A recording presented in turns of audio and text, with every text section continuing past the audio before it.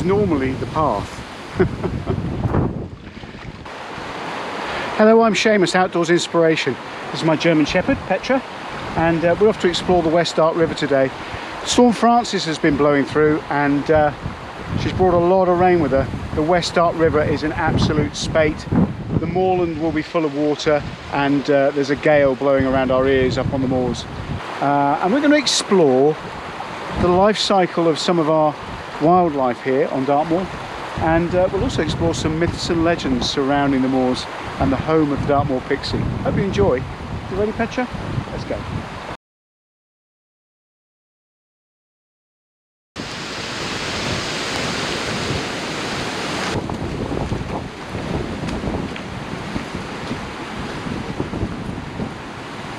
The power of the river on a day like today is absolutely phenomenal. There's no messing around with a river like this. The Spate rivers on Dartmoor come up so fast. They'll come down quick again, but this may be sustained for some time.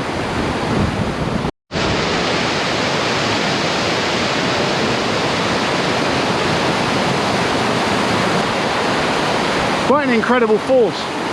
Behind me there is a stopper wave forming on the river.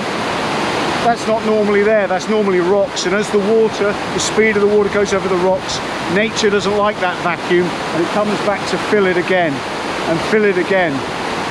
And the water going that way is going the opposite direction to the water going that way, and it'll actually hold you in there, or hold an object in there, in what we call a stopper wave. It's a recirculating hydraulic.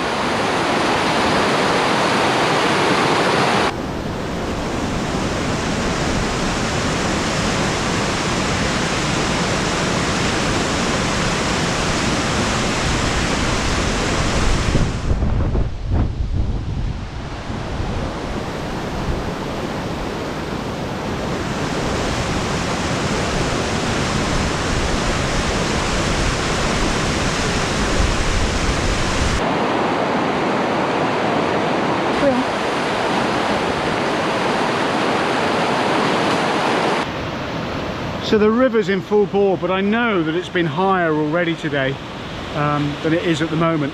And you can tell this by the leaves on the ground. There's a tide line down here,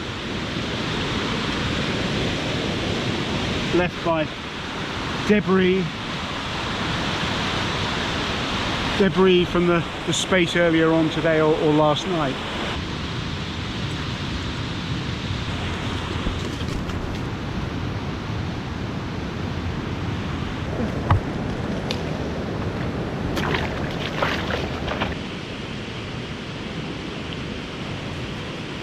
Good girl, sit. Good girl, down. Good girl.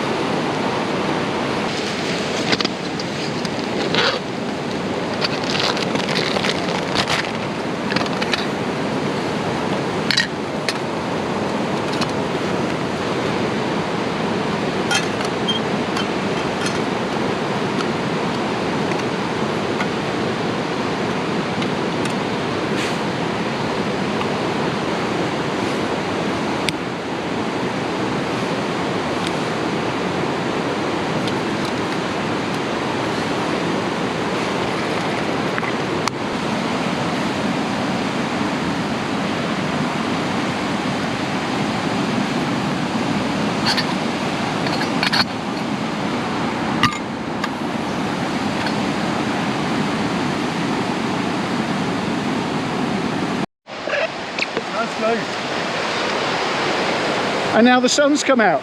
And I found these guys coming down the river. Hi! Mom, I'm on TV.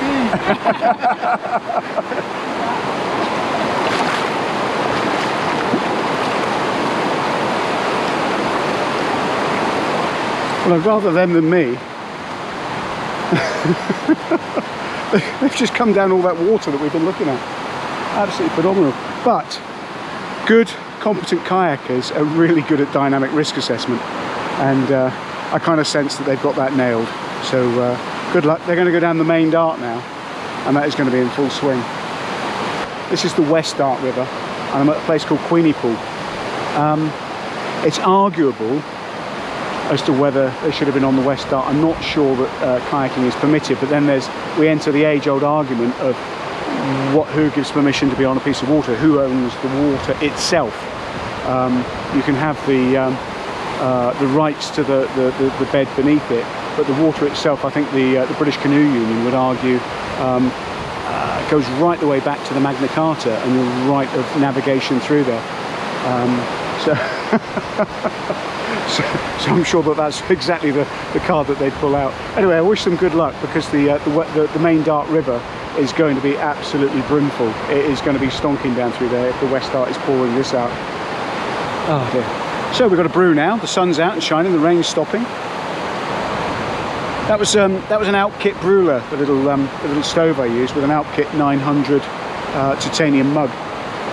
They're not very expensive, those stoves, compared to some of the alcohol stoves. I'm not a great fan of alcohol stoves, but I like that one. When I'm wild camping, I take gas, but for just a bit of fun, I really like that. Well, it's just nice, compact, and it's interesting.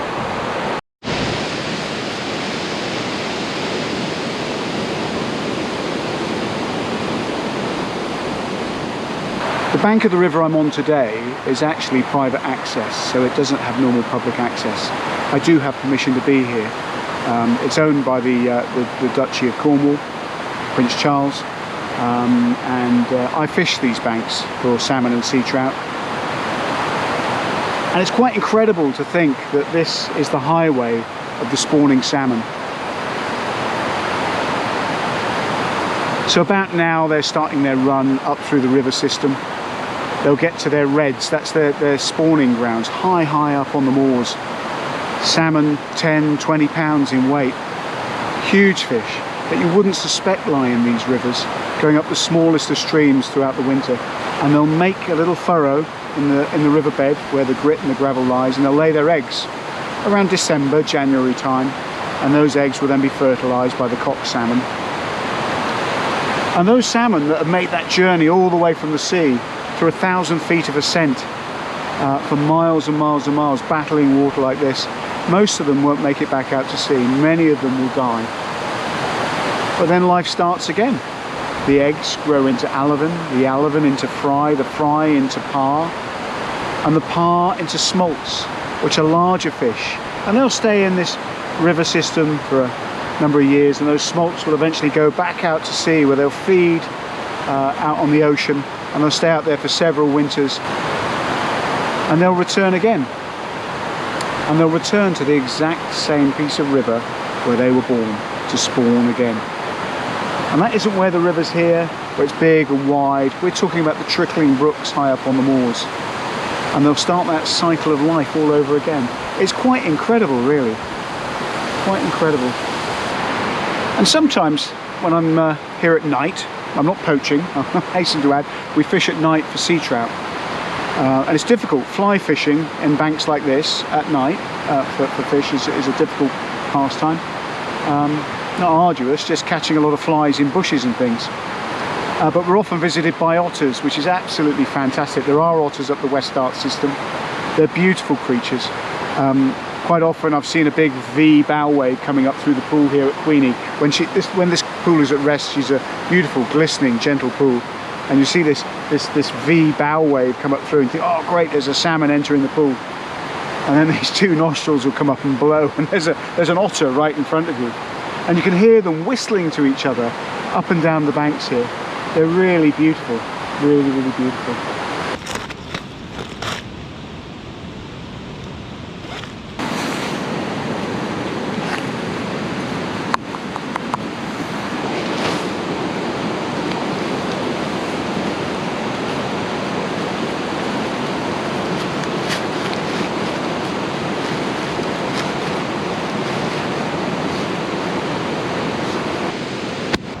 So now I want to tell the tale of the Dartmoor Pixie.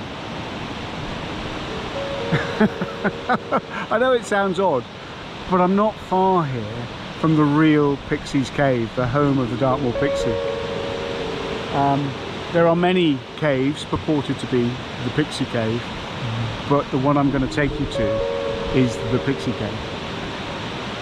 Now, pixies on Dartmoor aren't considered nice little things, little creatures, little fairies, things that help you along in life. The pixies are what we call wished. They're malevolent spirits who are out to do people harm. So we generally leave a little offering at the Pixie Cave. So I have to see what I've got in my pockets for them. I might have brought something for them to play with. Shall we have a little look at the Pixie Cave? Come on, Petra.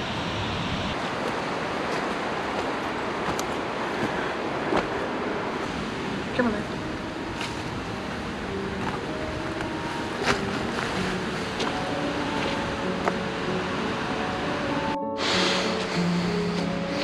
Petra, come.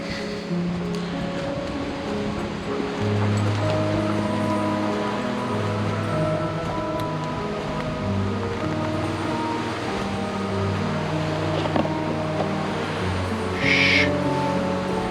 We don't want to disturb them.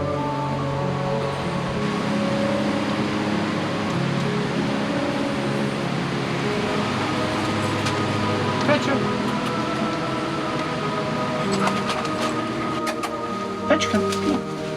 Good girl.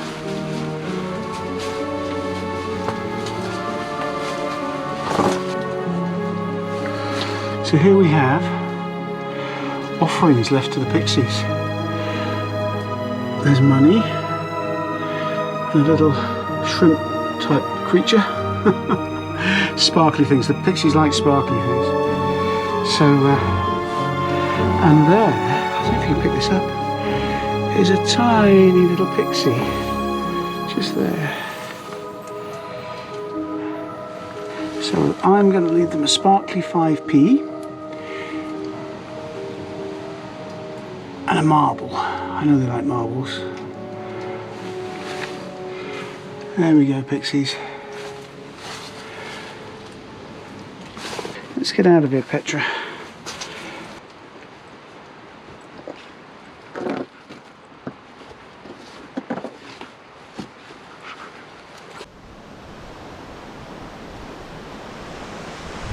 Come on then, Petra. Over. Good girl. Wait. Wait.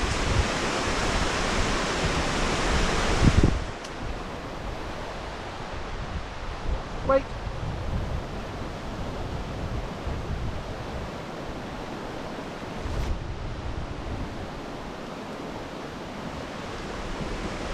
Come on in. Up, up. Up, up. Good girl.